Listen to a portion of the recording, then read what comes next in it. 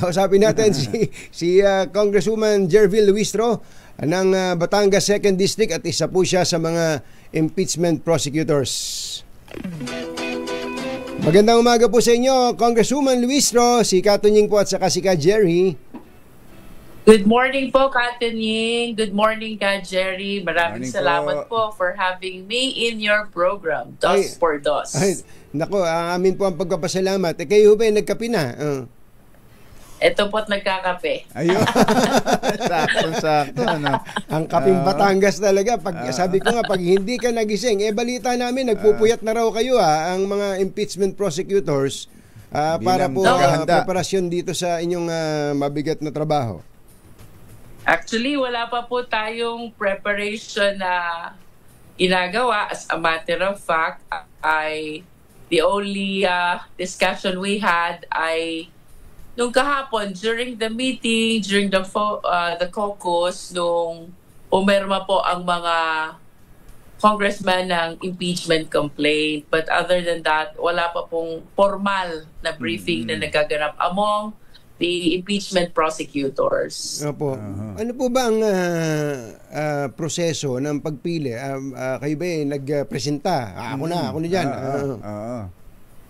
We were elected, Katunying. As a matter of fact, hindi po tayo nagpresenta, and we are even surprised na kasama po tayo doon sa mga binanggit na pangalan kahapon sa floor, except that the only consideration siguro na aking pinaniniwalaan is because of the background that I had already about the issues na atin pong naunang inimbestigahan during the hearing of the Blue Ribbon Committee or the Good Government Committee, no? Hindi po tayo nagpresenta, Katunying. We were elected. Elected. Ganun pala ang proseso. Ano po? Kahapon hong nagtatanong ako kung sino ang mga prosecutors.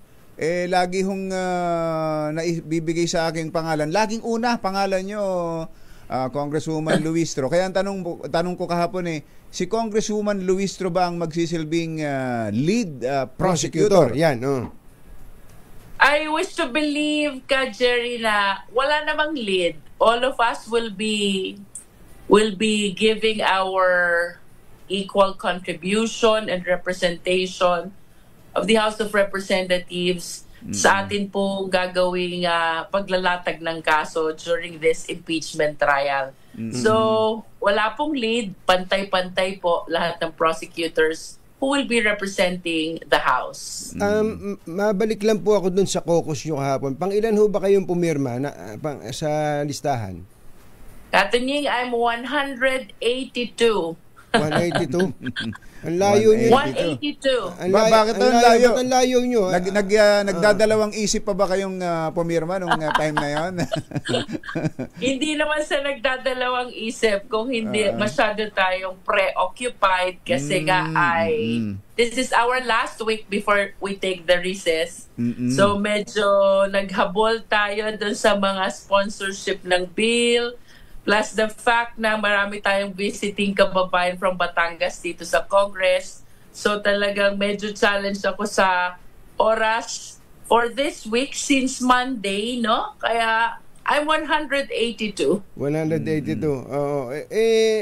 Ang tanong, kayo nga sumagot dito sa amin, naka-influence po ba sa inyong pagpirma dyan na ang nasa ang kauna-unahang pumirma dito ang anak ng Pangulo, si Congressman Sandro Marcos, na para bagang ang mensahe this is the imprimatur of the President? To be honest, Katunying, nung pumirma ako at 182, I didn't know na number 1 si Senior Deputy Majority Leader Sandro Marcos, no? Ang naging focus ko talaga ay whether ito bang nagamit na grounds for impeachment complaint are the same grounds na pinag-uusapan namin during discussions, no? And even during our evaluations of the first 3 complaints. But to answer your question, Katunying, nalaman ko lang na number 1 pala si Kong Sandro after na nakaperma na almost all of the 215 members of the House. Opo.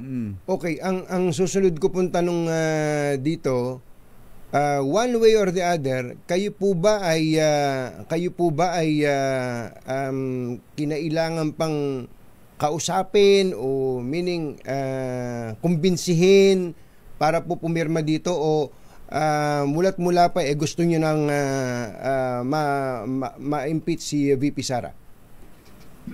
Hindi po tayo kinausap, Katuning. If ever nagkaroon po ng discussion, it was party initiated, no?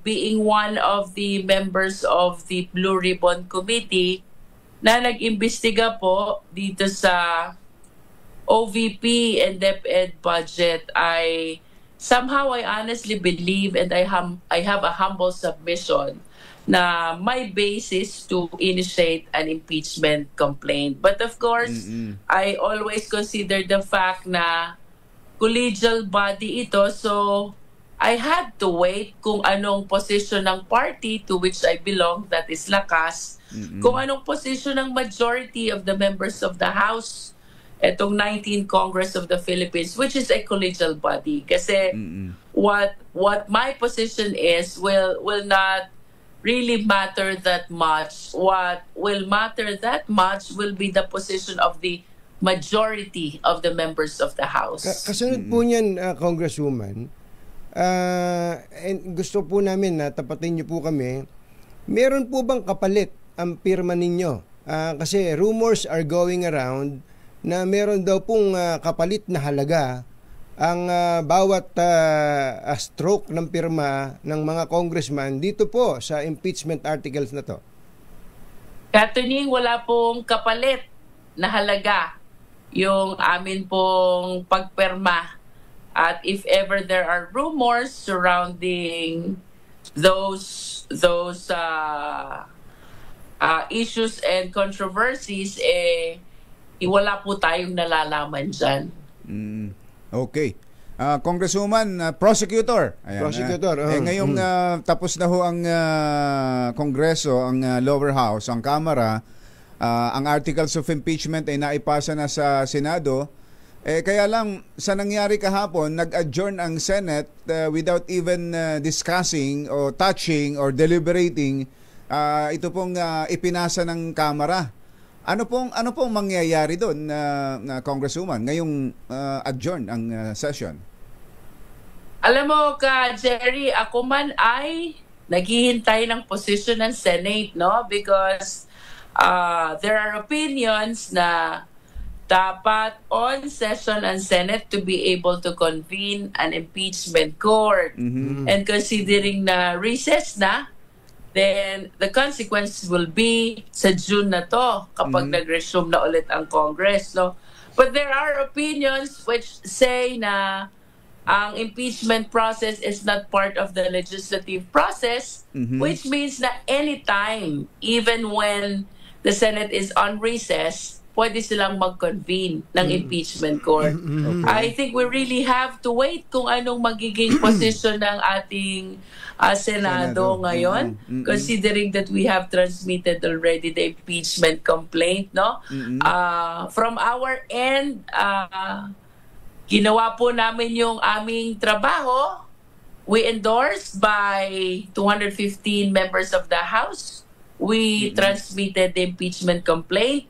At ika nga po, ang bola ngayon ay nasa sa Senado. And for us, the members of the prosecution team, all we have to do is to wait kung ano pong magiging position ng Senado. If they will convene, they will take their oath as judges of the impeachment court. If this happen, ibig sabihin, immediately po ay isasagawa ng impeachment process or trial. Kung sa June 2 po mangyayari, kung sakaling mag-decide ngayon ang Senate na adjourn na tayo, sa June 2 na lang, magbabago ho ng composition ng Senado. ng Senado, ng mga ng mga magiging hukom o judges. Yung senator judges na tinatawag. Kayo po bilang piskal, bilang prosecutors, Wala ho bang bearing sa inyo yon? Kaya ninyong ipanalo ang kaso kahit magbago ang composition ng mga magiging senator judges? Jerry, alam mo itong hinaharap namin to, no? This is a constitutional duty. This is something na hindi namin pwedeng talikuran kasama sa ating pinanumpaan bilang miyembro ng ikalabang siyam na Kongreso ng Pilipinas, no? So, whether we do it before the election or after the election, I think it does not make any difference. We have to be ready to present our case, to lay down our evidence, and it is up to the impeachment court whether they will appreciate the evidence as enough to warrant the impeachment of the Vice President, no? Opo. Jerry? Opo. Mga quick questions na lang po, balikan ko lang yung tungkol dun sa whether or not the Senate can convene as a impeachment court during the break.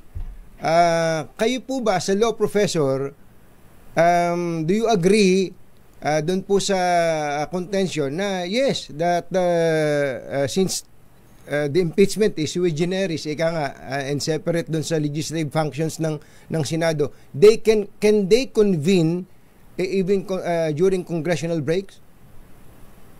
Well, it is my humble submission na ang impeachment process kasi ay constitutional duty din under the Constitution, and I believe that Constitution is silent whether convening an impeachment court has to be done during the session or not. So sabi nga, if the law does not provide, then we should not provide. So kung walang prohibition, it's allowed. Possibly it is pwedeng gawin, no? That is in as far as I am concerned. But of course, I am submitting to the expertise and wisdom of the 24 senators. Opo. And my last question po, ito. Kayo po bilang prosecutor at siguro together with the 214 others bilang mga endorsers ng impeachment complaint, are you saying, can you tell us honestly that VP Sara is guilty of the charges? With all due respect, Katunying, to VP Sara, no, I wish to articulate my statement by there is enough evidence to initiate the impeachment complaint, no? So bali tayo pong lahat ay saksi that the Vice President did not make ample participation during the investigation by the Good Government Committee, no? Dito sa House. So I am looking forward that this time the Vice President will be actively participating in defending herself, and she will take advantage of the due process of the opportunity to present her side, to present her evidence. And let us see kung upon presentation of the evidence of the defense, will there still be sufficient evidence to warrant the impeachment of the Vice President. Ang sa akin, Katunying, representing the House, there is sufficient evidence to initiate the impeachment complaint. But to warrant the impeachment of the Vice President, that is something we have to wait and see until the Vice President presented her defense. Ayun. Well said, Prosecutor. Congresswoman Luistro, looking forward po kami sa inyo pong pagpa-function bilang prosecutor. Maraming salamat po. Magandang umaga po sa inyo.